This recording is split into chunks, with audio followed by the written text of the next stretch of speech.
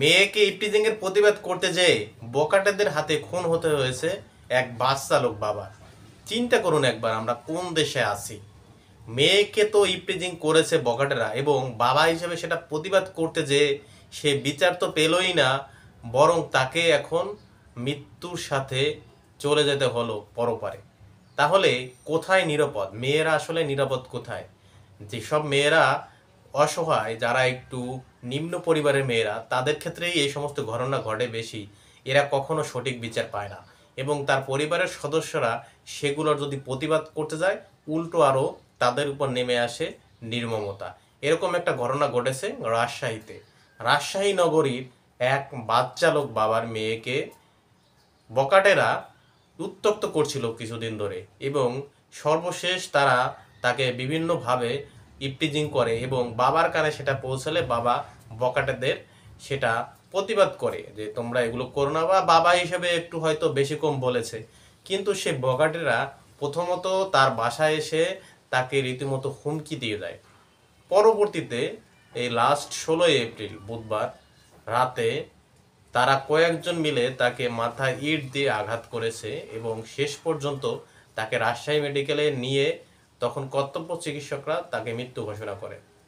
তাহলে বোঝেন, মানে এদের মাথায় এই সমস্ত মানুষগুলো কতটা হিংস্র, মানে পশুর চেয়েও হিংস্র। যে একটা মেয়েকে তো উত্ত্যক্ত করেছে, বাবা প্রতিবাদ করায় তাকে মেরে ফেলেছে। মানে এদের শাস্তি কি হওয়া উচিত আপনারাই বলুন। আমাদের দেশে আসলে কোনো কিছুর বিচার একটা দীর্ঘমেয়াদী প্রতিক্রিয়া। যদি এখন মামলা হবে, তাদেরকে পুলিশ গ্রেপ্তার করবে, বিভিন্ন আলামত সংগ্রহ করবে, আদালতে কেস চলবে, তারপর পর শাস্তি হবে না না হবে সেটা পরের বিষয়। এই সমস্ত ইপটিজিং, ধর্ষণ, এইগুলোর আইন দ্রুত হওয়া উচিত, এবং সরাসরি হওয়া উচিত, জনসম্মুখে হওয়া উচিত। তাহলে এই সমস্ত মানুষ কখনো এই সমস্ত অপরাধ করার আর দ্বিতীয়বার সাহস পেবে না। আমাদের দেশে বিশেষ করে একটু গরিব অসহায় যারা মেয়েরা আছে, তারা আসলে মোটেও নিরাপদ নয়। এই সমস্ত মেয়েরা যখন নির্যাতিত হয়, ইপটিজিংয়ের শিকার হয়, তখন তারা তো প্রতিবাদ করতেই পারে না। অথচ তার পরিবারের কোনো সদস্য যখন প্রতিবাদ করতে যায়, উল্টো তারা আরও নির্মমতার শিকার হয়।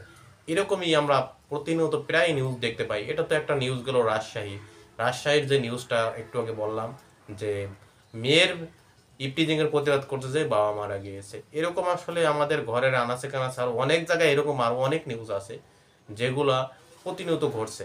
আসলে আমাদের দেশে মেয়েরা এখনও ওই রকম রাস্তাঘাটে এখনও নিরাপদ নয়। কিছু কিছু এই সমস্ত বখাটে ছেলেদের জন্য সমাজের অন্য সব মেয়েদের, অন্য সমস্ত সমাজের মানুষকে, তাদের জন্য এই মুখ দেখাতে কষ্ট হয়। তাদের জন্য মানুষকে রাস্তাঘাটে চলতেও কষ্ট হয়। যে আপনার আমার মা বোন ভাই বোন আছে, এই সমস্ত কিছু বখাটেদের জন্য রাস্তাঘাটে যে তারা নিরাপদে চলাচল করবে, সেটাও তাদের জন্য এখন ভয়ের কারণ। আসলে সরকারের কাছে আমাদের অনুরোধ থাকবে, তারা যেন এই সমস্ত বখাটেদের জন্য এমন আইন করে, এমন কোনো উপায় বের করুক, যাতে সরাসরি দীর্ঘমেয়াদী কোনো আইনি প্রক্রিয়া না যেয়ে সরাসরি তাদের শাস্তির বিধান রাখা যায়, যা দেখে দ্বিতীয়বার কেউ এরকম অপরাধ করার কথা মাথায় চিন্তাও করবে না। দ্বিতীয়বার এরকম অপরাধ আর যখন করার চিন্তা করবে না, তখন কিন্তু আমাদের দেশ থেকে এই সমস্ত অপরাধ কমে যাবে। তো আপনাদের কোনো মতামত থাকলে অবশ্যই আপনারা জানাতে পারেন।